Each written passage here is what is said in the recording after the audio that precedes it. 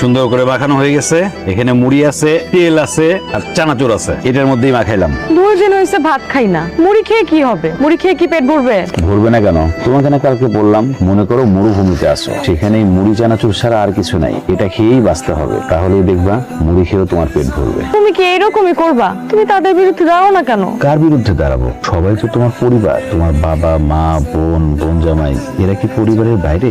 আমি কি এদের বিরুদ্ধে দাঁড়াবো? যারা নিজের মেয়েকে সম্পত্তির লোভে একটা বিবাহিত লোকের কাছে বিয়ে দিতে চায়, এমন আপন মানুষ আমার দরকার নেই। তোমার পরিবার আছে তো, তাই তুমি পরিবারের মর্যাদাটা বোঝো না। যাদের পরিবার নাই, আমার মতো এতিম, তারা বোঝে পরিবার কি। একবার কি হয়েছে জানো? হ্যাঁ, এতিমখানায় থাকা অবস্থায় যে হাই স্কুলে পড়তাম, ওই হাই স্কুলের এক বন্ধু বাজারে গেছে, সাথে ওর বাবাও গেছে, আমিও ঘুরতে গেছিলাম। গিয়ে কি দেখি জানো? আমার বন্ধুটা ব্যাগ ধরে দাঁড়ায় আছে, তার বাবা একের পর এক সবজি কিনে ব্যাগের মধ্যে দিচ্ছে। দেখে আমার কি যে কষ্ট লাগলো, মনে মনে ভাবলাম, আর যদি আমার বাবা বেঁচে থাকতো, তাহলে আমিও বোধহয় বাবার সাথে এরকম বাজারে যেতাম।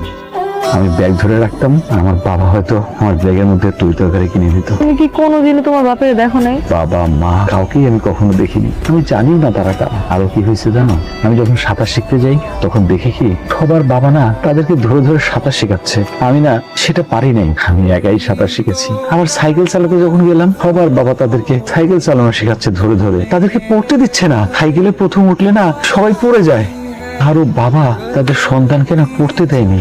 অথচ আমার তো বাবা নাই, তাই যতবার সাইকেল চালানো শিখতে গেছি, আমি না অনেকবার পড়ে গেছি, আমাকে না কেউ ধরে নাই।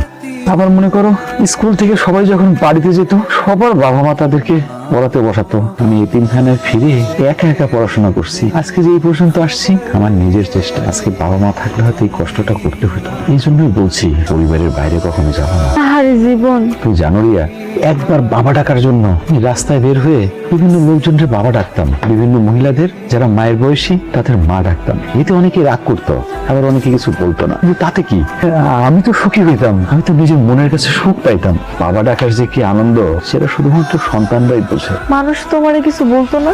বাপ মা যত খারাপই হোক, যতই রাগ করুক, তাদেরকে না ছেড়ে যাবে না। তারা তাদের ভুল একদিন ঠিক বুঝতে পারবে। সময়ের জন্য অপেক্ষা করো, দেখবা সব ঠিক হয়ে যাবে। তালুকদার বাড়ির ফকির নিয়ে এতিম জামাই চিপা চাপার মধ্যে বউ নিয়ে কি করো? বাইরে আসো। আমি তো ভালো কথা কইছিলাম, আমার কথা তো কান দিয়ে যায় নাই। এখনো জোশী বাইতেছে, জোর করে ধইরাও লয়ে যাব, আবার বিয়াও করব। মানুষ তো লেখাপড়া করে শিক্ষিত হইয়া বুক ফুলাইয়া চলে, আর তারা লেখাপড়া কইরা খালি চিপা চাপার মধ্যেই থাকে। জসিম ভাই আইতাছে, আর চিপা চাপা থাকতে পারবে না। বাইরে আসো। ওর বেলায় হয়েছে উল্টাটা, লেখাপড়া শিখা ওর ডিমোশন হয়েছে। কই ওয়ালাইকুম আসসালাম। এই তো জসিম আইছে। জসিম, তোমার যা মন চায় করো।